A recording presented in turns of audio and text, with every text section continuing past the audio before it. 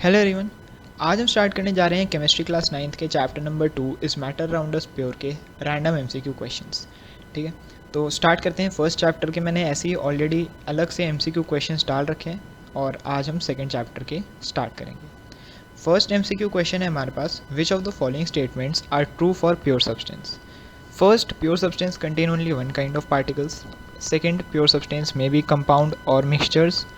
Third, pure substance have the same composition throughout. और fourth, pure substance can be exemplified by all elements other than nickel. तो इसमें से देखो, जो first statement है हमारे पास, pure substance contain only one kind of particles, वो स्टेटमेंट ट्रू है। जो सेकंड वाली स्टेटमेंट है वो ट्रू नहीं है, क्योंकि वो सिर्फ कंपाउंड्स होते हैं। Pure substance have same composition, ये चीज़ सही है। And last, pure substances can be exemplified, इसका मतलब ये सिर्फ ये है कि वो रिएक्शन कर सकते हैं अदर देन निकल। तो फोर्थ स्टेटमेंट भी गलत है। जो हमारे पास यहाँ पे करेक्ट स्टेटमेंट है वो है फर्स्ट और थर्ड। तो यहाँ पे जो हमारा करेक्ट ऑप्शन होगा that will be option number B, part 1 and 3। Option B answer में part 1 and 3। Second question, rusting of an article made up of iron is called corrosion and it is a physical as well as a chemical change. Second, dissolution and it is a physical change. Corrosion and it is a chemical change. Dissolution and it is a chemical change. तो सबसे पहले तो ये देख लेते हैं कि जो रस्टिंग होती है किसी भी आर्टिकल की या फिर आयरन की ही मान लो जो होती है, वो एक केमिकल चेंज होती है, फिजिकल चेंज नहीं होती। फर्स्ट वाले में बोला है कि वो फिजिकल चेंज भी होती है, तो वो गलत हो गया। सेकंड वाले में बोला है कि वो फिजिकल चेंज ही होता है, वो भी गलत हो गया। थर्ड वाला पॉइंट जो है वो सही है, क्योंकि वो बता रहा है कि ये कोरोजन है और ये एक केमिकल चेंज है। डिसोल्यूशन नहीं होता, डिसोल्यूशन तो होना है मिक्स होना, यहाँ पे वो मिक्स नहीं हो रहा। यहाँ पे जो आयरन रस्ट हो रहा है इसका मतलब आयरन कोरोड हो रहा है। तो यहाँ पे हमारे पास करेक्ट आंसर है answer option C, corrosion and it is a chemical change. Third, a mixture of sulphur and carbon disulphide is heterogeneous and shows Tyndall effect, homogeneous and shows Tyndall effect, heterogeneous and does not show Tyndall effect, and last homogeneous and does not show Tyndall effect. So मैं आपको बता दूं, carbon disulphide एक ऐसा solvent है जो sulphur को completely dissolve कर लेता है। एग्जाम्पल मैं एक लेता हूँ, हमारे पास एक मिक्सचर है सल्फ़र का और सैंड का। ये हमने एग्जाम्पल तब पढ़ा था जब मैंने आपको इसमें थ्योरी में एक्सप्लेन किया था how will you separate two solid mixture using a suitable solvent. अब सल्फ़र और सैंड दोनों ही वाटर में मिक्स नहीं होते, तो यहाँ हम यूज़ करते हैं कार्बन डाइसल्फाइड। जो सल्फ़र होता है वो कार्बन डाइसल्फाइड में कम्प्लीटली मिक्स हो जाता है और कम्प्लीटली मिक्स होकर होमोजीनियस मिक्सचर बना लेता है। Homogeneous mixture Tyndall effect show नहीं करते। तो डी ऑप्शन जो है हमारे पास यहाँ पे करेक्ट ऑप्शन है कि होमोजीनियस है और टिंडल इफेक्ट शो नहीं करता, option number D. Iodine has antiseptic properties, this solution is made by dissolving. Tincture of iodine एक एंटीसेप्टिक मतलब एक एंटीसेप्टिक सॉल्यूशन होता है, जैसे डिटॉल वगैरह होता है ना, उसी टाइप का होता है। एंड ये किससे बनता है? आंसर है कि जब हम ऑप्शंस नहीं बता, ऑप्शंस नहीं पढ़े, इसमें जो हमारा ऑप्शन नंबर डी है आयोडीन इन अल्कोहल, वो वाला ही करेक्ट है। उसके अलावा बाकी कोई मिक्सचर ऐसे कोई सच एंटीसेप्टिक प्रॉपर्टीज़ नहीं देता, सिर्फ ये आयोडीन इन अल्कोहल ही है जो ये एंटीसेप्टिक प्रॉपर्टीज़ देता है। तो यहाँ रहा करेक्ट ऑप्शन है option number D, iodine in alcohol. Fifth, which of the following are homogeneous in nature. Homogeneous कौन कौन से होते हैं? Ice, wood, soil, air. तो आइस, वुड, सॉइल और एयर में से कौन कौन से होमोजीनियस है? आइस होमोजीनियस है, ठीक है, क्योंकि वो वाटर है सिर्फ H2। Wood is not homogeneous. Soil भी होमोजीनियस नहीं है। Air is a homogeneous mixture. So यहाँ हमारे पास फर्स्ट एंड फोर्थ जो है वो होमोजीनियस हैं। तो ऑप्शन के हिसाब से ऑप्शन नंबर सी हमारा करेक्ट ऑप्शन है, फर्स्ट एंड फोर्थ। तो ऑप्शन नंबर सी पे टिक लगा लेना। Sixth, blood and sea water are, blood और सी वाटर क्या है? Both mixtures, both are compounds. Blood is a mixture, sea water is a compound, blood is a compound, sea water is a mixture.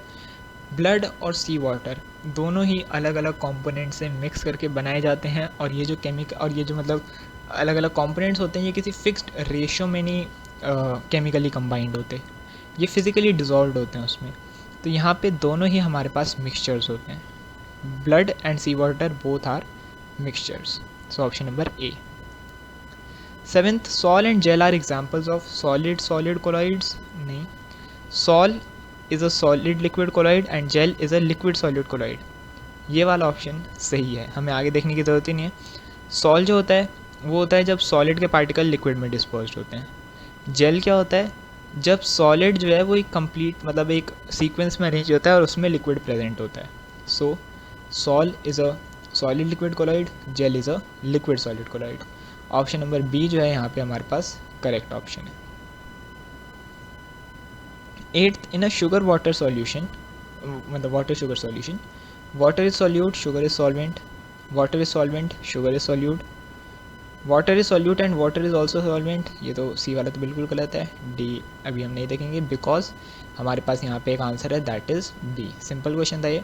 Water हमारे पास हमेशा solvent की form में होता है और शुगर हमारे पास सॉल्यूट होती है। हम शुगर को वाटर में डालते हैं ना शुगर सॉल्यूशन बनाने के लिए। So sugar is a solute and water is a solvent. Option number B. Question 9, boron and carbon are, boron और carbon metalloids, metalloid and non metal respectively, metals, non metal and metalloid respectively.